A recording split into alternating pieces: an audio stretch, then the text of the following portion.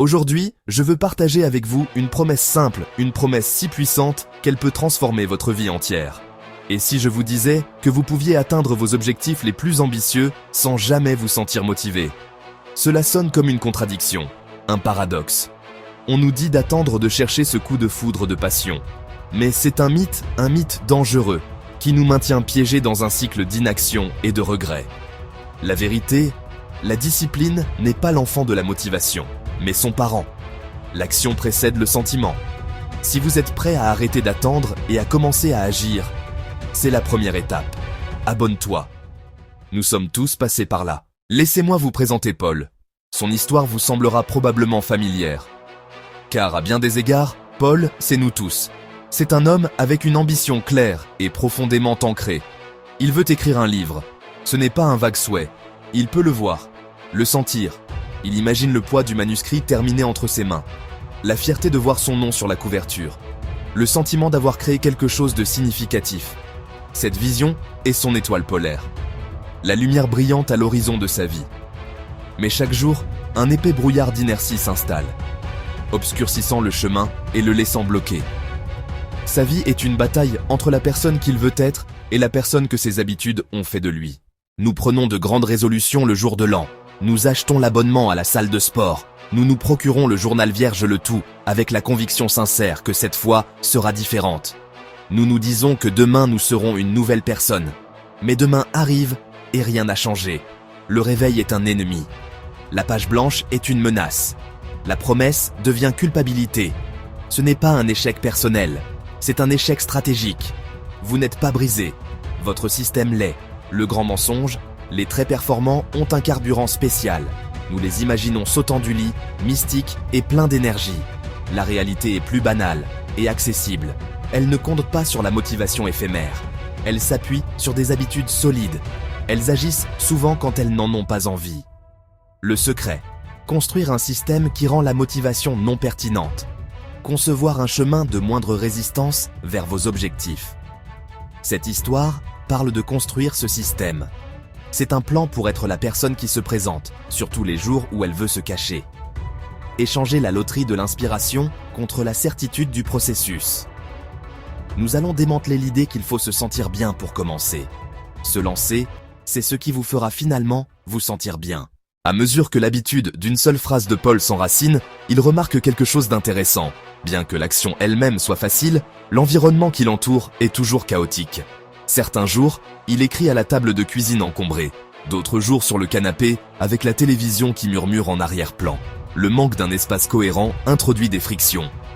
Alors, il se concentre sur la prochaine phase de sa transformation, rendre l'habitude attrayante. Il décide de créer un petit sanctuaire dédié à son écriture. Il dégage un coin de sa chambre, plaçant un petit bureau près de la fenêtre. Chaque matin, avant d'écrire, il effectue un petit rituel. Il se prépare une tasse de café frais et met une playlist spécifique de musique instrumentale. Ce rituel signale à son cerveau qu'il est temps d'écrire. Ce simple acte d'empilement d'habitudes, lier sa nouvelle habitude d'écriture à sa routine de café existante, et de conception de l'environnement, a un effet profond. L'espace lui-même devient un déclencheur. Quand il s'assied à ce bureau spécifique avec son café et sa musique, l'envie d'écrire vient plus naturellement. Le processus n'est plus seulement une question de discipline. Il devient une expérience agréable, presque méditative. Il ne se force pas seulement à écrire, il s'invite dans un espace conçu pour la concentration et la créativité. L'agrément du rituel devient sa propre récompense, renforçant la boucle. Si vous trouvez de la valeur dans ce processus, aidez-le à atteindre d'autres personnes qui en ont besoin. Abonne-toi, puis notez votre engagement de 5 minutes. Faites-le tout de suite. Alors que Paul commence à ressentir un élan constant, la vie fait ce qu'elle fait toujours. Elle introduit le chaos. Son système simple et contrôlé est soudainement mis à l'épreuve par un barrage de pressions externes. Un projet majeur au travail exige de longues nuits. Un ami proche traverse une période difficile. Son téléphone vibre sans cesse, chaque notification est un chant de sirène qui détourne son attention. La tentation de laisser son habitude de côté, juste pour un jour ou deux, est immense. C'est le moment critique où la plupart des nouvelles habitudes meurent.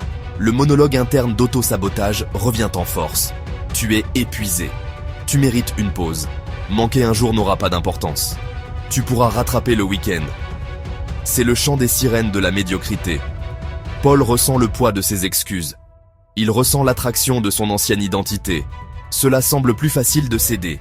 La véritable épreuve de la discipline, c'est de respecter le système quand les conditions sont mauvaises. Le jour le plus difficile arrive de manière inattendue.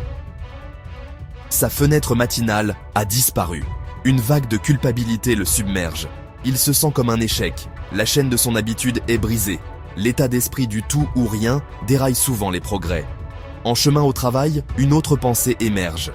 Le but n'a jamais été la perfection. Le but était de se présenter. Il se souvient d'une règle simple, ne jamais manquer 2 fois. Face à la routine matinale brisée, Paul apporte une modification cruciale à son système. Il introduit une règle de flexibilité intelligente. L'objectif principal reste la séance d'écriture de 5 minutes le matin. Cependant, si la vie rend cela impossible, un plan de secours est déclenché pendant sa pause déjeuner, dans sa voiture avant de rentrer chez lui, juste avant de se coucher. L'heure et le lieu sont secondaires, l'acte de se présenter est primordial.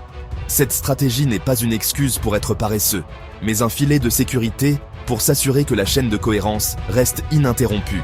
Elle transforme le système binaire réussite-échec en un système plus résilient et plus indulgent. Ce soir-là, épuisé et prêt à se coucher, il se souvient de son engagement. La tentation de laisser tomber est presque irrésistible. Mais la règle est la règle. Il s'assied sur le bord de son lit, ouvre l'application de notes sur son téléphone et pendant 5 minutes, il écrit. Les mots sont maladroits et peu inspirés. Mais cela n'a pas d'importance. Il l'a fait. Il a honoré son engagement envers lui-même dans les circonstances les plus difficiles. Cette petite victoire difficile semble plus significative. C'est une confirmation profonde que sa discipline ne dépend plus des conditions idéales. Au cours du mois suivant, la cohérence s'accumule. Il n'a pas manqué un seul jour. Certains jours n'étaient qu'une seule phrase, mais chaque jour contient une marque de progrès. C'est une collection de pages, le premier chapitre en herbe de son livre. Un dimanche après-midi tranquille, Paul est assis à son bureau et relit ce qu'il a écrit. Pour la première fois, il voit une histoire. Il lit à voix haute la première page complète. Sa femme vient se tenir derrière lui et lit par-dessus son épaule. Une larme roule sur sa joue. Il ne s'agit pas seulement des mots sur la page. Il s'agit de la transformation dont elle a été témoin. C'est la preuve tangible que le changement est possible, que la discipline peut être cultivée à partir du sol aride de la motivation zéro, que la personne que vous voulez être se construit, elle ne naît pas. Paul n'est pas devenu un surhomme. La différence est que ses sentiments n'ont plus le pouvoir de l'arrêter. Il a appris que la motivation est une invitée capricieuse, mais la discipline est une résidente.